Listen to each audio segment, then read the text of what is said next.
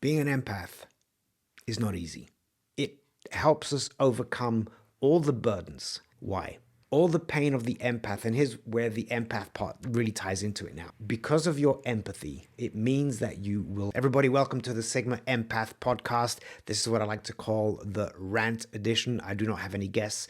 Let me start this podcast by stating the absolute obvious.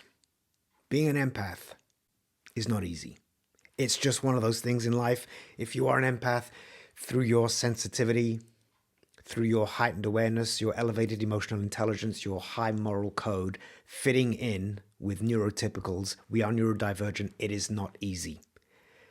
And now the quest becomes, how do we minimize this burden, this pain of being an empath, of being a misfit?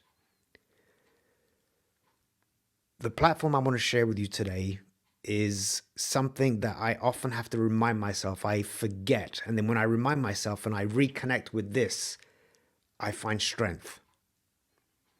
And this is what I want to share with you today. So this one platform that I want to share with you, it's not the only person who's talked about this, but it's inspired by a book that I read about 10 years ago as I was beginning my journey to become a public speaker, an entrepreneur. And it's a book from Simon Sinek, Start With Why. It's a business book. It's about entrepreneurship. He compares the reasoning behind, this is what he talks about. He has this thing called the golden circle, and he talks about Apple. What made Apple different is that they had a sense of purpose. That was their why. They had a very specific why that pushed them, that motivated them, that gave them a sense of direction. And for the empath, if we find the why, it helps us overcome all the burdens. And I'll give a personal anecdote here. I used to be a performer in Cirque du Soleil for 5 years, one of the most incredible experiences of my life. And at the time, I hadn't really connected to the why. I just enjoyed being on stage. The adrenaline rush, I hate to admit it, there is this level of adulation that you receive. The applause filled this empty gaping hole where I hadn't felt love in my life. And the applause for me, I translated as to, I am worthy, I am good enough, I am loved. But that was just feeding my ego, my wounded inner child, so to speak, who was desperate for acceptance. And it was only after my Cirque du Soleil career ended, tragic injury, another story for another day, but it was only after my Cirque du Soleil career ended that I truly understood the value of what I was doing and why I was doing it. The flip side of the coin of the self-reward, the dopamine, which we now are so dependent on getting dopamine from social media. And here I am, what irony, promoting this on social media. And there's a level of dopamine. We get these immediate fixes, but they're superficial and they're shallow, they're fleeting, they're short-lived. But in retrospect, looking back on what kept me going and what gave me such great joy on a deep level with Cirque du Soleil is the sense of purpose, the sense of bringing value to the community. For the 90 minutes that I was in the show, I was a part of a collective that brought so much value to the community. Whether it was we helped them escape reality for 90 minutes, whether it was we touched their soul through the poetic music, the poetry of the acrobatics, the choreography, the direction, we touched people's hearts and souls. It changed people's lives. Through the giving, the expressive giving of the gifts or talents that I'd worked hard on with Cirque du Soleil's direction, I left every night with a sense of fulfillment. And yes, of course, there were days that I took it for granted. Of course, I'm human. We take things for granted. But really, it's about what is it that you're doing and what is the value that it's bringing to the community. And when you focus on that value, it will uplift you. And it can be the most simple thing, even though it's not simple. If you're a teacher, take pride that you are impacting young lives. You are shaping their future. I have a few teachers that without them, I would probably be dead due to drug-related, an overdose, drug-related violence. I had one or two teachers who were my role models, who shaped my life and gave me a sense of direction. They impacted a life. Whatever it is that you're doing, ask yourself, what is the purpose of this job and what value is it bringing to people? And during COVID, we heard the term essential workers. Up until COVID, we overlooked those workers. They didn't appear to be essential. No matter what job you're doing, find the value in what it is that you're doing. And if you want to break it down, the essential workers, people who worked in grocery stores, yes, first responders, but some trivial jobs. Ask yourself, what value am I bringing in this job?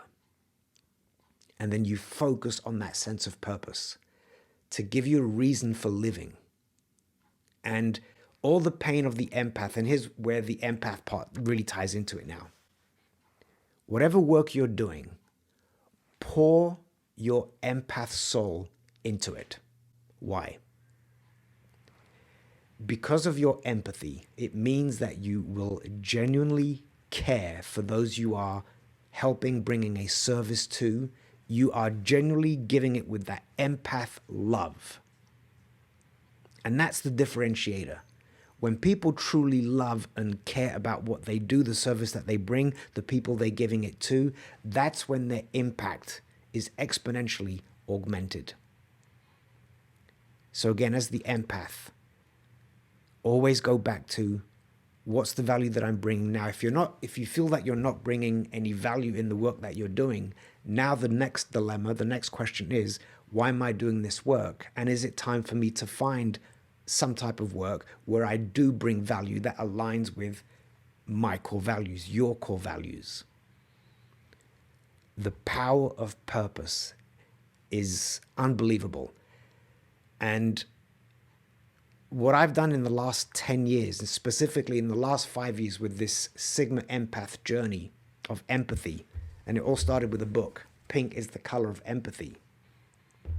This was the turning point for me, and I hope it becomes the turning point for you if you haven't already planted this seed.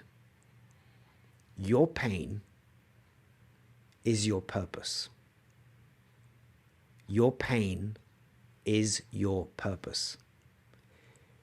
If you think about all the people that create foundations, that go on a mission to help humanity, it's all because somewhere along the line they experienced some traumatic pain that compelled them to take action.